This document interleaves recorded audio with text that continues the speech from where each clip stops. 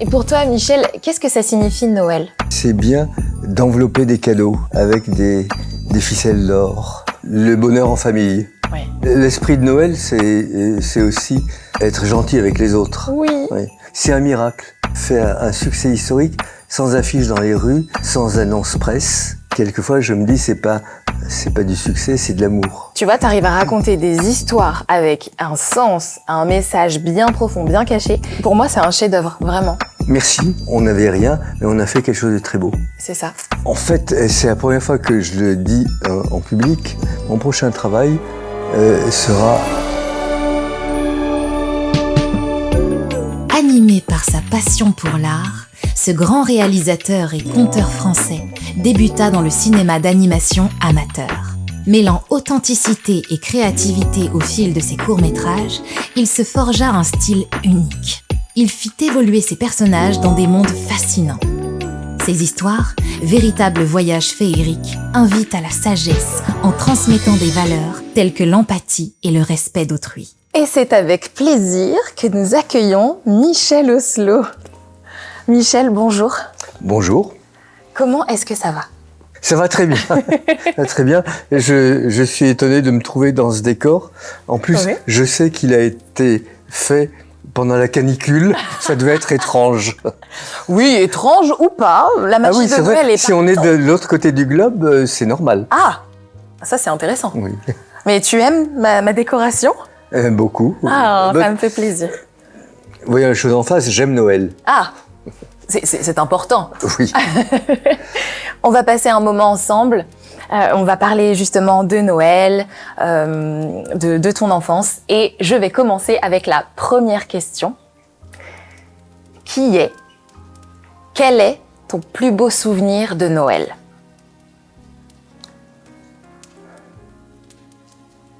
Il n'y en a pas un. Il y a tous mes Noëls d'enfants sont des réussites et j'ai connu le Nirvana plusieurs fois dans ma vie pendant l'enfance. C'était ça, le Nirvana. C'est vrai? Oui. Est-ce que tu peux nous donner une idée de comment c'était? Tu me disais que tu vivais à Conakry. Bon, d'abord, ces Noëls d'enfants se passaient à Conakry, en Guinée. Dans de bonnes conditions, parce que j'avais un excellent papa et une excellente maman, un grand frère, un petit frère et une sœur moyenne. C'était parfait. Grande famille. Et des parents qui comprenaient la magie de Noël, l'attente, la décoration, Oui, important. la crèche, l'arbre de Noël. Ben, il n'y a pas de crèche. Oui, alors j'ai pas mis la crèche, mais il y a des anges. Bon, et donc l'attente de Noël, les souliers, pas devant la cheminée parce qu'il n'y avait pas de cheminée, c'était devant une commode. Ah oui? Mais le Père Noël comprenait. Ah, d'accord, il passait quand même. Oui. Voilà, et donc les souvenirs d'arbre de Noël, de crèche, c'était en général moi qui c'était toujours moi qui l'installais. C'était un rituel. L'odeur des bougies, et puis la magie. J'étais heureux, et le lendemain, aussi, encore plus. Les cadeaux, les beaux papiers, les rubans. Tout ça, c'était important et ça participe à la magie de Noël, finalement. Oui, c'est bien d'envelopper des cadeaux avec des ficelles d'or. Oh, c'est beau! Et est-ce qu'il y a un cadeau qui t'a marqué dans ton enfance?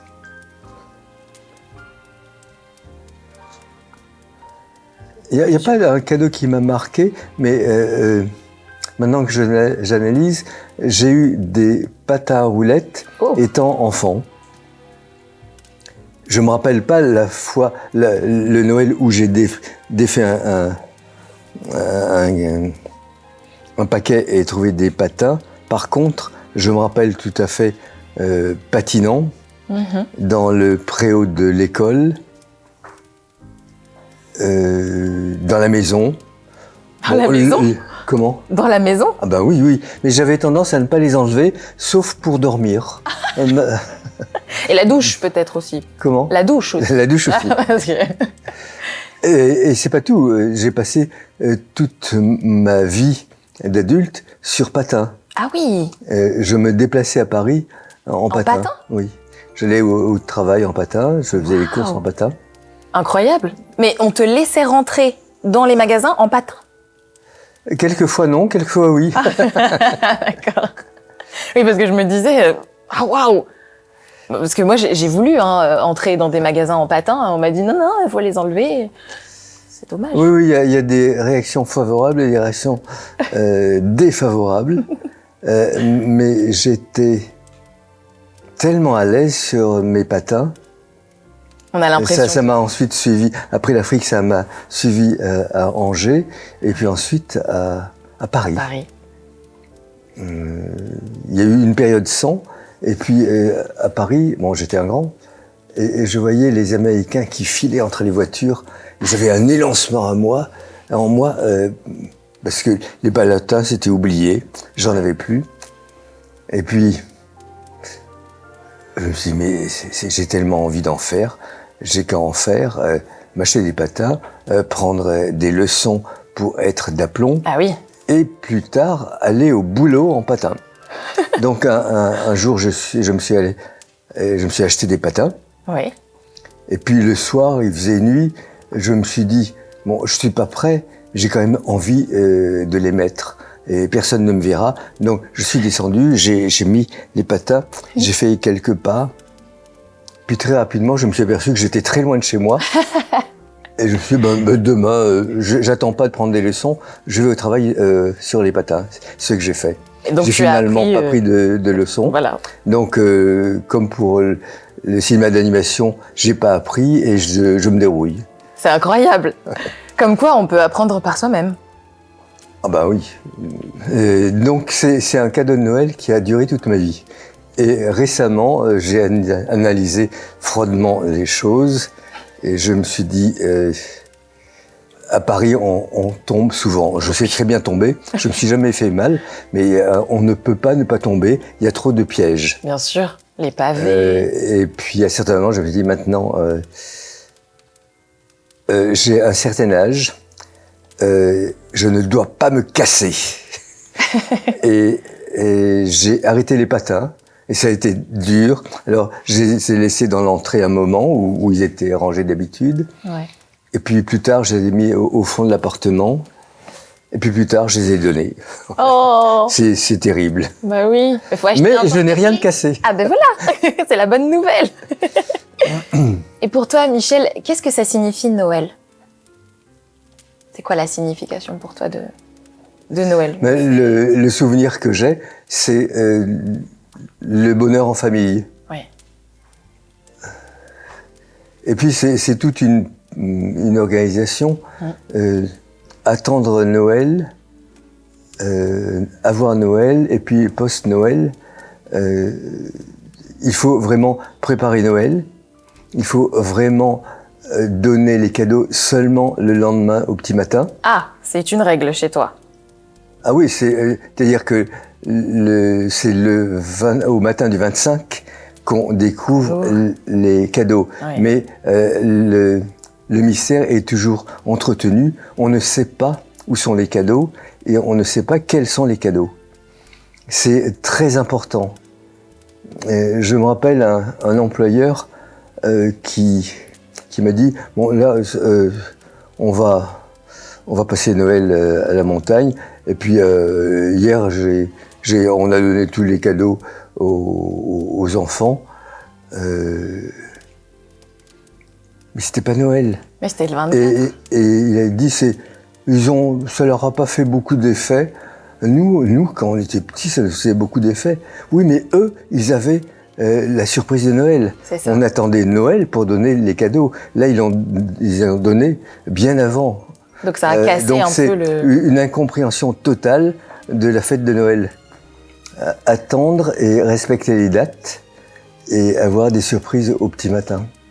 C'est important. C'est vrai que ce que tu dis, parce que tu vois, par exemple, moi je sais que dans ma famille, parfois, on était tellement impatients qu'on voulait ouvrir les cadeaux le 24 au soir, à minuit. Comme ça, on se disait, mais c'est le 25. À minuit, ça commence à être acceptable. Ah, ça fonctionne. Ah oui, tu vois, parce que Moi, je sais que j'étais impatiente. Je dis non, je veux ouvrir. Et j'attendais, j'essayais de pas dormir. Ah oui, donc là, c'est aussi une autre manière de voir les paquets. Oui. Saliver devant les paquets. Oui, devant les paquets, mais on n'a pas le droit d'y toucher. Faut Bon, pas c'est bien. Est-ce que j'espère que vous n'avez jamais ouvert ou bien. Oh, est-ce que je peux dévoiler ce secret? Ça m'est arrivé une fois, ou deux, ou trois, d'ouvrir un petit... En fait, non, j'ouvrais pas tout, mais Ma maman, elle va regarder, elle va se dire... Oh. J'ouvrais un petit bout pour voir si c'était... Le petit bout sans défaire tout à fait le paquet, j'accepte encore. Oh, c'est gentil. On avait aussi un calendrier de l'Avent. Ah oui. C'était il y a très longtemps, dans les années 50. Oui. Et on était probablement les seuls de tout le continent africain à avoir un calendrier de l'Avent, parce que nos parents avaient une bonne amie suisse qui, pour Noël, nous envoyait avec une précision suisse quelques chocolats et le calendrier de l'Avent juste avant le 1er décembre. Ah, pour que ça tombe donc, pile. Là aussi, est-ce que j'ai pas certainement décollé un petit peu pour voir ce qu'il y avait derrière? Donc on était 4 enfants et on avait chacun notre tour, mais on n'avait pas le droit d'ouvrir. On n'ouvrait qu'un jour à la fois. Bah oui. Et le jour où on était. Et chacun son tour. Voilà. Donc peut-être que j'ai essayé de voir un petit peu ce qu'il y avait. C'est l'enfant intérieur. J'adore. Et est-ce que tu as une odeur ou une musique qui te replonge instantanément dans Noël? Si je te dis Noël, est-ce qu'il y a quelque chose qui te vient en tête? L'odeur, c'est les petites bougies qu'on mettait dans la crèche. Oui. Les musiques, c'est toutes les chansonnettes de Noël. Il est né le divin enfant. Oui. Vive le... Il est né le divin enfant, c'est ce qu'on chantait devant la crèche. Ouais. Elle était belle, cette chanson. Bon, elle l'est toujours, je dis elle était belle, mais c'est vrai. Et pour cette crèche, je me disais, en venant, c'était pas tout à fait... Enfin, Noël n'était pas tout à fait religieux. Oui. On était en paix avec la religion. Les grands pouvaient aller à la messe de minuit. Mais c'était une fête quand même hors religion. Parce que la religion chrétienne, elle est quelquefois effrayante. Elle a aussi une histoire effrayante. L'évangile n'est pas une lecture très gaie. Ce qui arrive aux héros. Là, on ne fêtait que la naissance d'un petit enfant. Il est né le divin enfant, ça nous suffisait. C'était assez. Ouais. C'était un petit enfant. Et j'aimais tellement assembler la crèche. Et finalement, c'est l'esprit de Noël, plutôt que le côté religieux qui primait, c'est ça? L'esprit de Noël, c'est aussi être gentil avec les autres. Oui. C'est vrai. Et est-ce que tu as une anecdote drôle ou inattendue liée à Noël, quelque chose qui n'était pas commun?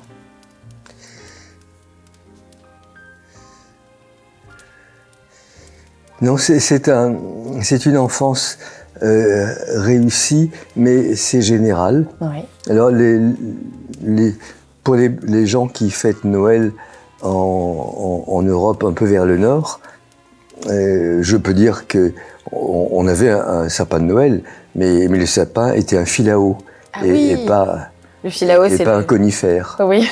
Et puis comme j'ai dit, il n'y avait pas de cheminée pour mettre les chaussures, on les mettait devant une commode, mais il y avait quand même les chaussures, bien propres et bien devant la commode. Devant la commode. C'est marrant. Petite pause pour te dire que si tu aimes ce que tu vois et que tu aimes ce Podmas, n'hésite pas à laisser un commentaire et à t'abonner. Est-ce que t'as des photos de ça? T'as encore des souvenirs où tu regardes des albums photos, des choses comme ça? On prenait... À l'époque, on prenait relativement peu de photos parce que c'était pas à bon marché. Ouais. Enfin, il fallait pellicule puis laboratoire. Et je sais pas si on a des photos. Il faut que je fouille. Oui, c'est beau de se replonger dans les souvenirs, c'est pour ça que je disais ça. C'est beau, j'aime beaucoup. Est-ce que tu as un film ou un livre de Noël qui te touche particulièrement? Film ou livre de Noël? Ouais. À l'époque, Disney sortait ses films pour Noël. Ouais. Et j'ai un très bon souvenir des premiers, et en particulier de Cendrillon. Ah oui, Cendrillon. Moi aussi, j'adore Cendrillon. C'est tellement bien. Oui. Le personnage Cendrillon, les petites souris, Oui. la marraine, Oui. les petites étoiles, les transformations. Qu'est-ce que t'aimes dans cette histoire?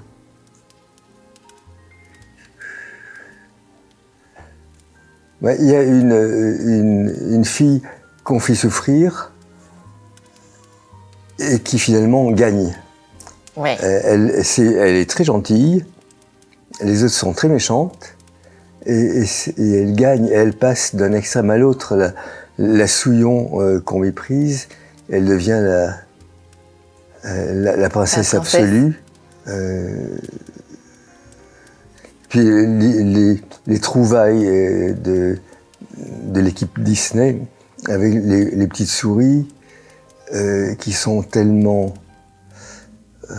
séduisantes. C'est vrai. Et puis des petits gags comme une petite souris toute maigrichonne qui mouille le fil pour l'enfiler dans l'aiguille, mais elle passe tout le bras au travers. Marie, oui. C'est vrai qu'elle est drôle. Des petites choses comme ça me ravissaient. Oui, c'est vrai. Et les petites chansons aussi. Je retiens moins les chansons, mais par exemple, la transformation de la citrouille en carrosse m'a enchanté. D'abord, il y avait des étoiles autour de la baguette magique et autour de la transformation. Et je me rappelle la beauté de la chorégraphie des tiges de courge qui s'enroulaient, qui devenaient des roues. Et là, j'étais sensible à la chorégraphie, la beauté du mouvement. C'est vrai qu'ils ont fait ça bien. Bah, merci beaucoup, Michel. J'ai une petite boîte, une petite grosse boîte, qu'on va ouvrir ensemble, si tu veux bien. Alors, on va mettre mon petit livre de contes. Et je vais te laisser ouvrir. Ah bah oui, c'est une grande boîte mystère. Je vais te laisser l'ouvrir.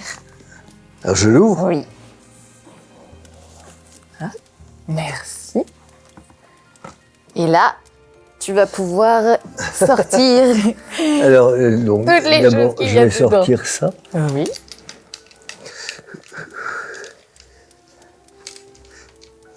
Elle est jolie. C'est une africaine, mais je ne sais pas d'où. En tout cas, pas de Guinée. Pas de Guinée. C'est mon oncle qui m'a offert ce cadeau à Noël, justement. Oui. Et vous savez d'où vient cette silhouette? Même pas. C'est un mystère. Voir les autres.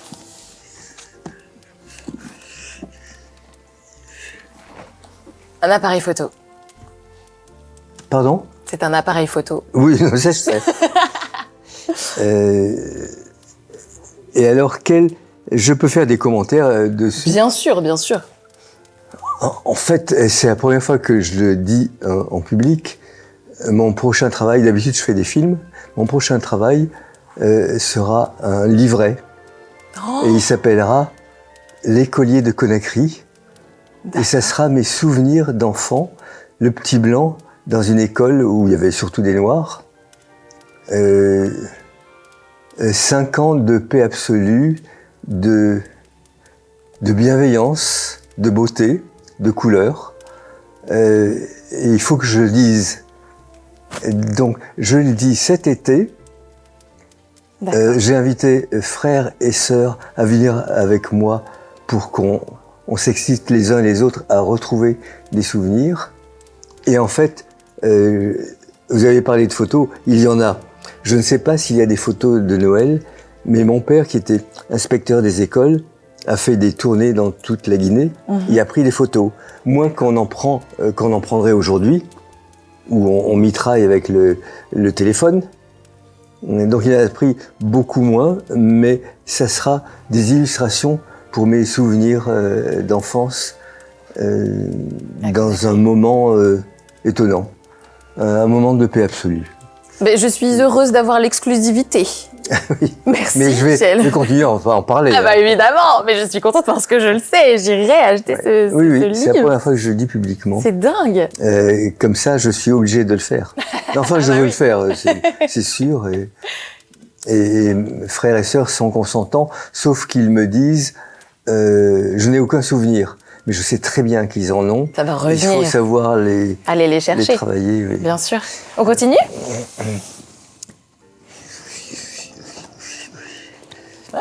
Ça, c'est un peu... J'ai plusieurs histoires de Noël, contes de Noël dans ma vie. Celui-ci, ça a été fait avant Kirikou. Oui. Avec très très peu d'argent, une feuille de papier noir, paire de ciseaux et un petit peu de fil de fer pour les articulations. C'est tout. Le reste, c'est que de l'invention, de la débrouille, du bricolage. Il y a on n'avait aucun instrument pour faciliter l'animation. On poussait sur la caméra, clic, clic. Ah ouais? Clic, clic. Clic, clic. J'adore. Clic. Et tout ça a été fait comme ça. On faisait peut-être une petite répétition. et puis ensuite, on animait sous la caméra.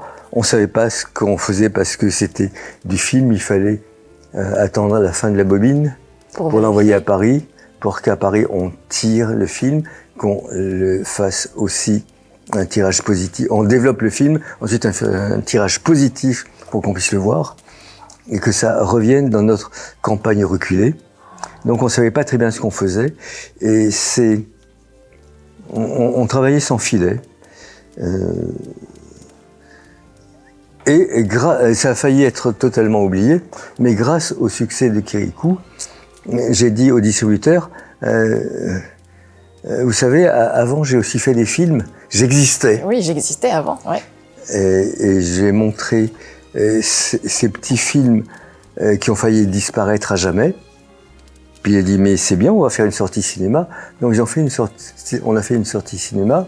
Et ce petit truc de rien du tout, fait avec très peu d'argent, on était 7 au lieu d'être 70. Petit à petit, il fait le tour du monde et finalement a touché beaucoup de gens. C'est mon préféré. Bon. Je les aime. Là, c'est que du bricolage innocent. On adore. Comme quand on avait 10 ans. Oui. Et c'est incroyable parce que tu vois, tu arrives à raconter des histoires avec un sens, un message bien profond, bien caché. Et pour moi, c'est un chef-d'œuvre, vraiment. Merci. Non, mais vraiment, je suis donc très là, j'adore. Le côté conte de Noël, c'est qu'on n'avait rien, mais on a fait quelque chose de très beau. C'est ça. Ouais. C'est dingue. Bon, et ensuite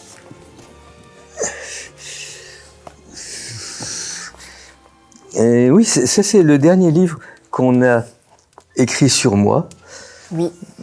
C'est à un certain moment, il y a pas mal de temps, un étudiant à la sortie d'une projection m'a dit je veux faire un livre sur vous. Alors j'ai dit mais volontiers, et je pourrais vous donner des images. Et puis le temps est passé, et puis quelquefois il m'écrivait je pense beaucoup au livre. Et puis de nouveau du silence. Et puis un jour, il était devenu jeune prof et plus étudiant. Il m'a dit voilà, c'est écrit. Alors je lui ai envoyé, je lui avais promis, et je lui ai donné gratuitement des images. Une grande quantité de d'images, il y avait des dessins. Et il a pu venir chez moi et fouiller dans toutes les étagères. Et il a retrouvé des choses que j'avais oubliées. J'ai aussi relu, chaque fois qu'il y avait des coquilles. Des guillemets. Des guillemets. Chaque fois qu'il y avait des guillemets, je me dis, ça c'est moi, je vais relire. Donc, en gros, quand je relis ce qu'on me fait dire, je réécris tout pour être sûr que ça soit bien moi. Et voilà, c'est... Et ce livre, bon, c'est peut-être il est très complet. J'ai relu toutes les déclarations de Michel Oslo. Et il y a vraiment beaucoup d'images, dont des images que j'avais oubliées. Et ça fait plaisir d'avoir un ouvrage comme ça qui retrace vraiment toutes tes œuvres, tout ce que tu as fait, parce que c'est quand même dingue. Et de savoir justement que tu es parti de rien pour arriver à tout ça, moi je trouve ça extraordinaire. L'autre conte de Noël, c'est Le miracle de Kirikou. Ah oui, mais Kirikou? Donc Kirikou, bon, ça a commencé plutôt mal, puisque jusqu'à Kirikou, la réputation, l'idée c'est que les Français ne savaient pas faire un long métrage d'animation, il n'y avait que les Américains et un peu les Japonais. Et donc l'argent a été un peu long à trouver, avec une coproduction internationale pour trouver de l'argent un petit peu partout. Et puis quand le film a été fait, avec quelques difficultés, il n'y a pas eu de distributeur qui était intéressé par le film, parce que quand on est un distributeur, on ne veut pas distribuer un film qui va être un fiasco. Donc on ne prenait pas ce film fait par un Français de l'animation de long métrage. Et il y a seulement un jeune distributeur de Lyon qui a dit ce film m'intéresse, mais je n'ai pas d'argent pour faire une sortie normale. Et je pense qu'on peut baser le développement de ce film ou le succès de ce film avec le bouche à oreille. C'est-à-dire que c'est les spectateurs qui font la publicité. Forcément, oui. Alors, cet homme connaissait bien, il était lui-même exploitant de salles, et il connaissait bien le territoire, et il a contacté tous les petits cinémas, enfin un grand nombre de petits cinémas municipaux ou d'art et d'essai, ou simplement des directeurs qui aimaient le cinéma, qui avaient un cinéma. Et il leur a expliqué la stratégie. Vous devez avoir le courage de garder le film, même s'il semble n'avoir aucun succès. C'est ce qui s'est passé. Première semaine, très peu de monde dans les cinémas. Deuxième semaine, plus de monde. Troisième semaine, plus de monde encore. Quatrième semaine, les salles pleines. Cinquième semaine, une queue sur le trottoir. Et tout ça, c'est les gens qui l'ont vu et qui ont dit aux autres « Allez voir ce film ». Allez voir le film. Et c'est quand même un miracle. Les journalistes sont venus aussi, journalistes et spectateurs. Et quand je raconte cette histoire à l'étranger, on me dit « mais ça peut pas arriver ailleurs, c'est une histoire française. Chez nous, c'est pas possible. » Voilà, on y est arrivé, c'est un miracle. Faire un succès historique sans affiches dans les rues, sans bande-annonce, sans annonce presse. On y est arrivé! Bouche à oreille! Mais c'est dingue. Kirikou, je l'ai vu quand j'étais petite à l'école. L'école m'a emmenée au cinéma pour voir ce film d'animation. Et même ma maîtresse, je me rappelle, elle adorait tellement Kirikou qu'elle nous mettait la chanson de Youssou N'Dour à la fin de classe. Et moi j'étais là, dans le village et les... Et ça se passait où? Alors moi j'étais à l'école à Sarcelles. Albert Camus. Et oh là là, c'est des souvenirs et je me disais mais c'était dingue et je disais toujours à ma maman est-ce qu'on peut aller acheter le CD, je vais écouter la chanson, je vais regarder Kirikou et puis la cassette, je l'ai regardée Oui, encore. On a parlé beaucoup du film français qui dépassait le million d'entrées, mais c'était pas le nombre d'entrées qui était important, c'est toutes les cassettes, d'abord cassettes, ensuite DVD. Toutes ces cassettes qu'on a vendues, c'est-à-dire que c'est rentré dans les foyers et c'est allé beaucoup plus loin que le million qu'on avait passé. Bien sûr. Mais c'est là où Kirikou est devenu un des meubles de la France. Mais c'est voilà, vrai, il est là. C'est un classique, c'est incontournable et j'adore tout. Même les textes, quand le scénario, tout, on connaît tout. C'est des références. Et puis, à l'époque, les journalistes me disaient tous « Vous avez dû être bien surpris du succès ». Et je répondis « Mais pas du tout ». Non, pourquoi? Je savais que ça allait fonctionner. Ils le disaient tous. Bon, la petite histoire, c'est que on devait sortir en février, qui n'est pas une très belle date pour les fêtes, pour faire une fête. Mais un collègue qui me plaît et comme homme et comme cinéaste, Jean-François Laguilloni, devait sortir pour Noël, mais il n'était pas prêt. Alors j'ai dit au producteur, ce créneau, on va le prendre. On est encore moins prêt, mais on va souhaiter et on va le finir en avance et le sortir à la bonne date en même temps que Walt Disney. Ah waouh! On est sorti le même jour que Walt Disney. Ok. Voilà. Alors j'étais prêt à tout. J'étais prêt au fiasco. J'étais prêt au succès. Au grand succès. Et je l'ai eu, mais le succès allait plus loin que ce que je prévoyais. Il a été sentimental et durable. Oui. Et quelquefois, je me dis, c'est pas du succès, c'est de l'amour. Ça, c'est une belle histoire de Noël. Hein. Ah oui, là, j'ai presque les larmes aux yeux. Là, je t'avoue, waouh, c'est beau. Et ça nous touche encore, donc c'est pour ça. Et puis après, tu vois, il y a eu Kirikou, donc j'ai avec moi le papa de Kirikou. Il y a eu donc Prince des Princesses, Azur et Asmar. Il y a eu Dilili à Paris. Dilili à Paris, c'est incroyable. T'as pris des photos de Paris. Oui. Et t'as animé avec... Pendant 4 ans, en fait. J'ai pris des photos de ma ville pour faire les décors. Parce que je me suis dit, je dis que la vérité. Je dis que Paris est une belle ville à voir. Et je vais pas la repeindre sur mon ordinateur ou sur du papier. Je vais prendre des photos. Parce que tel que c'est bien. Alors, quelquefois, il y a des choses que je n'ai pas photographiées parce que c'était pas très beau. Ceci dit, je n'ai pas trouvé de quartier réellement pauvre. Je voulais en trouver, j'ai dû les fabriquer. Ah oui. Aujourd'hui, il n'y a plus de vrais quartiers miséreux. C'est vrai. À Paris. Et je me suis appliqué... Enfin, j'ai photographié ce qu'il y avait, et dans le film, il n'y a pas de nostalgie. Tout ce que je montre, vous pouvez le voir aujourd'hui.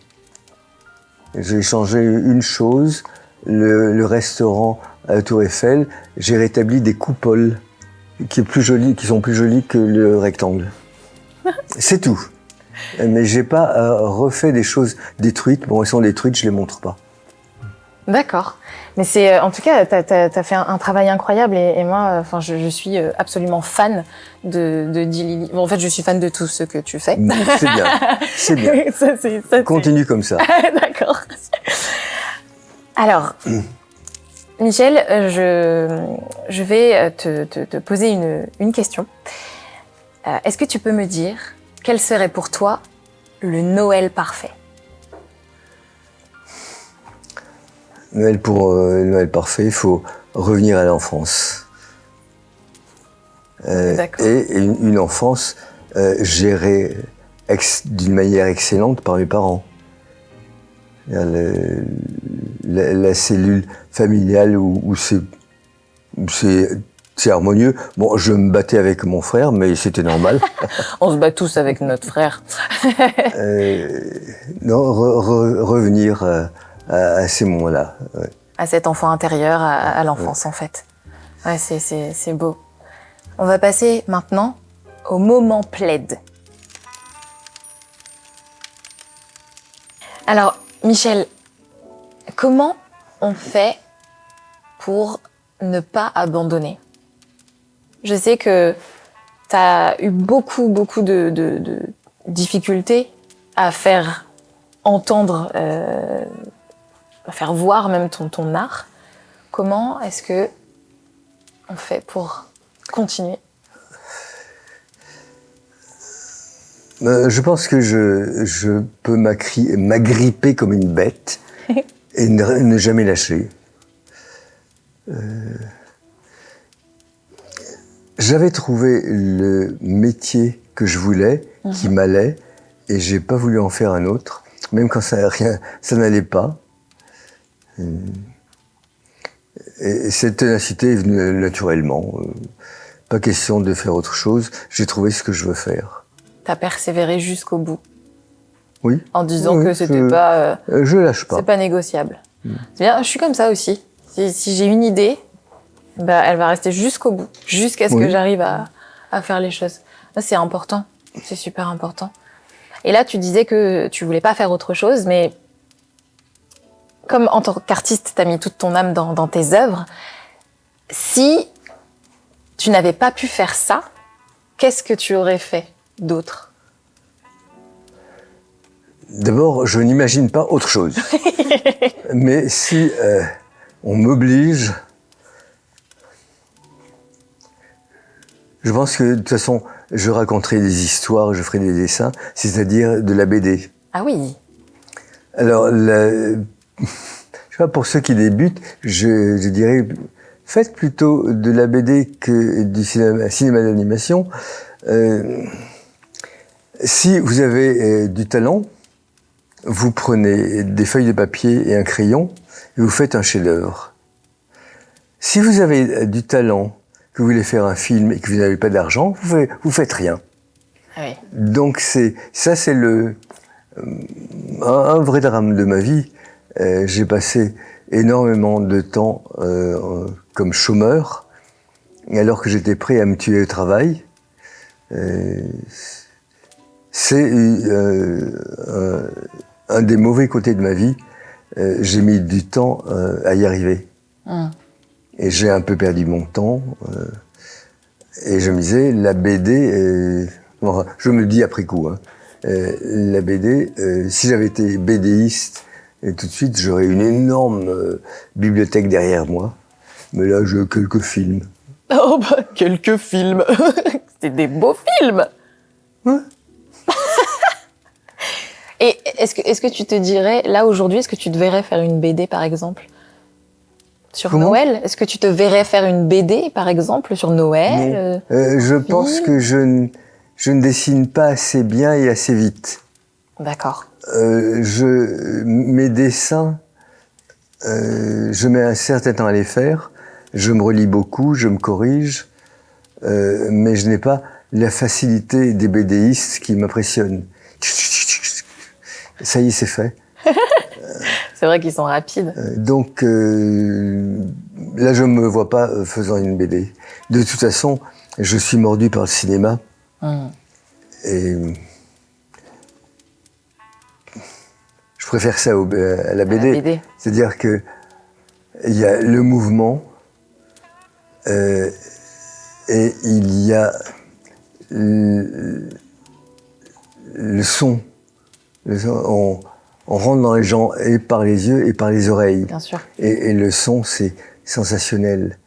Il se passe tellement de choses dans le son, des sons inventés, des sons réels, de la musique, des bruitages créatifs, et mettre le bon son sur la bonne image, sur le bon acte, quand c'est exactement au bon endroit, c'est vraiment jouissif. C'est vrai. La mise en son d'un film qui est évidemment sans son au départ.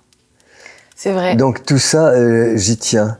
Et puis quand c'est dans un cinéma, c'est encore mieux, c'est-à-dire que les gens se déplacent pour un spectacle. On éteint toutes les lumières et on est là que pour ça. Donc c'est aussi un côté qui a un avantage par rapport à la BD. On peut enfermer des gens dans une salle obscure et les transporter. Et qu'est-ce que tu dirais au Michel de 8 ans? Continue comme ça, tu es exactement dans la bonne direction. Parce que j'aimais jouer, j'aimais faire jouer mes frères et sœurs, et j'étais toujours actif. Je dessinais, je coloriais, je découpais, j'ai toujours aimé les ciseaux. Je bricolais, je décorais la maison pour Noël et d'autres fêtes. Je faisais des petits cadeaux. Et à 8 ans, je me préparais activement à mon métier, sans savoir que ça serait ça. À 8 ans, j'adorais les dessins animés de Walt Disney, il n'y avait que ça. C'était un enchantement, et je ne savais pas que le petit Michel pouvait faire ça. C'est comme construire la Tour Eiffel. J'imaginais pas que le petit Michel puisse construire la Tour Eiffel, mais Eiffel l'a fait, pourquoi pas moi? Bah oui. Et pour le cinéma, je n'imaginais pas que je pouvais le faire. C'était trop loin de moi. On en voyait très peu. On n'avait pas la télévision. Et à 8 ans, je ne savais pas que j'avais déjà trouvé ma profession. Je ne savais pas que je pouvais pratiquer cela. Mais c'était une préparation strictement pour le film d'animation. Et ça a bien fonctionné parce que là... Oui, ça a mis du temps à fonctionner, mais ça a bien fonctionné. Oui, ça a mis du temps, mais chaque chose en son temps quand même. C'est ça qui est beau. Ouais. La vie, c'est plein de surprises. Est-ce que tu pourrais me donner ta préférence? Quelle est l'œuvre que tu préfères dans tout ce que tu as fait? Dans tout ce que j'ai fait? Tout ce que tu as fait? Qu'est-ce que tu préfères? Alors, c'est la question, on me la pose souvent. Alors, ma réponse est archi prête. Là, c'est pas un scoop, je l'ai déjà dit. Je suis un bon père. Et j'aime. Tous mes enfants, je les ai voulus. Hein, c'est pas un hasard, je les ai voulus. C'est vrai. Et pour tous mes enfants, je me suis décarcassé pour qu'ils poussent bien, pour qu'ils soient réussis. Et il n'y a aucune raison pour laquelle je préfère un de mes films.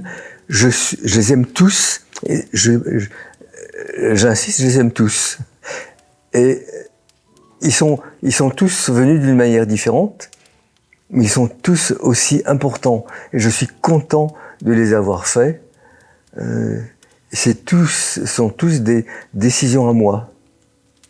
C'est un peu monstrueux. Je n'ai fait que ce que j'ai voulu toute ma vie. Mais tant mieux. Tous mes films, c'est moi qui les ai décidés. Mais ça, c'est... Donc, il n'y en a aucun que je préfère. Je suis content de tous et je veux en faire d'autres. Et j'en fais d'autres. Ah bah j'espère bien. Moi, je les attends avec impatience. Si tu devais laisser un mot à ceux qui ont du mal avec les fêtes, qu'est-ce que tu leur dirais? Aïe, aïe, aïe.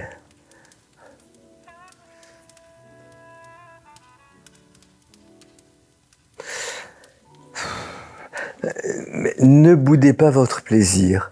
Ne soyez pas pisse-vinaigre. Oh. Très joli. Voyez énormément de choses qui produisent du bonheur.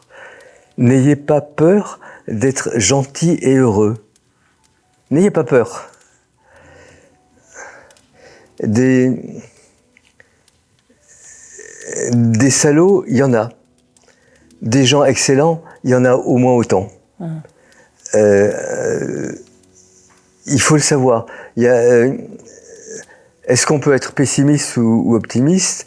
Je crois que les deux sont un peu à égalité et mettez le projecteur plutôt du bon côté que du mauvais. quand vous êtes mécontent de la réalité, vous avez peut-être raison dans une partie de l'éventail des possibilités, mais pendant que vous vous désespérez, vous êtes en train de rater des choses qui sont bonnes. Et puis, si elles sont pas bonnes, débrouillez-vous pour qu'elles soient bonnes. Oui. Il y a aussi votre activité. Totalement. On a notre libre arbitre, il faut aussi... Mais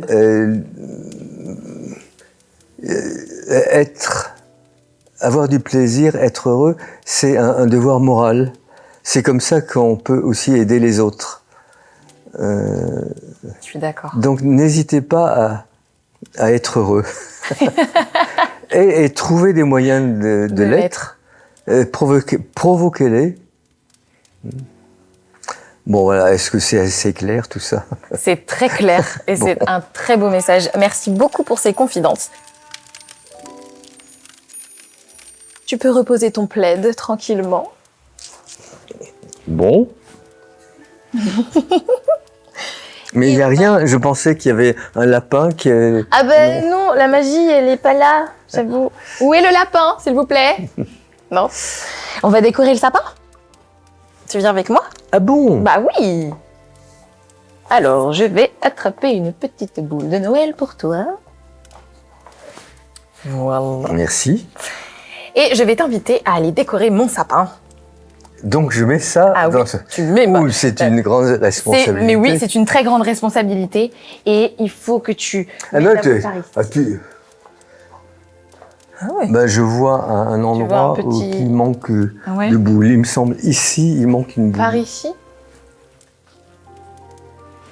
Mais c'est Voilà, c'est mieux comme ça. incroyable, j'adore. Merci beaucoup Michel. Tu vois là, il y a quelque chose de beaucoup plus... C'est harmonieux. c'est beau avec les lumières. Ah oui, hein, c'est magnifique. Et qui dit sapin de Noël, dit cadeau de Noël.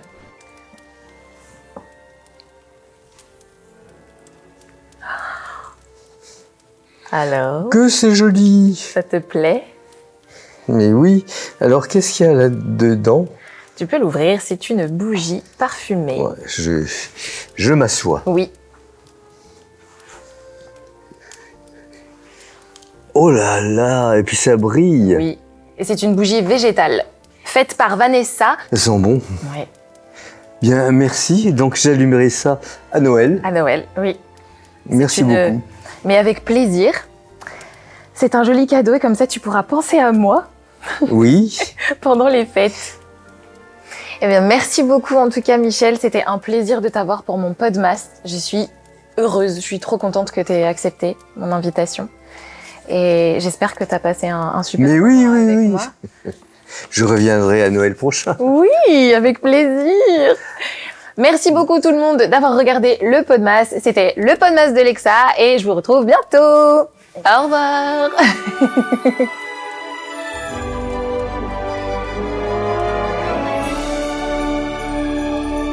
Louise, qu'est-ce qu'on doit leur dire déjà? Abonne-toi. Ah oui, c'est vrai. Si t'as aimé ce Podmas, n'oublie pas de t'abonner.